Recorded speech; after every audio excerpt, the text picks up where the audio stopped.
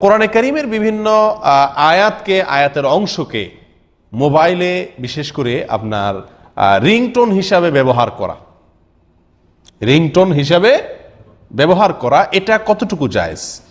তো এ বিষয়ে আমাদের অনেকেরই জানা থাকার কথা যে আরব অনারব সারা বিশ্বের প্রায় সকল ওলামায়ে কেরাম এ ব্যাপারে, প্রায় সকল, হাতে গোনা কিছু বাদে প্রায় সকল ওলামায়ে কেরামের এক মানে ঐক্যবদ্ধ এক্ষেত্রে ফতোয়া হলো যে এটি কি নয়, জায়েজ নয়। কোরআনে কারীমের আয়াতকে রিংটোন হিসাবে ব্যবহার করা এটা কি নয়, জায়েজ নয়।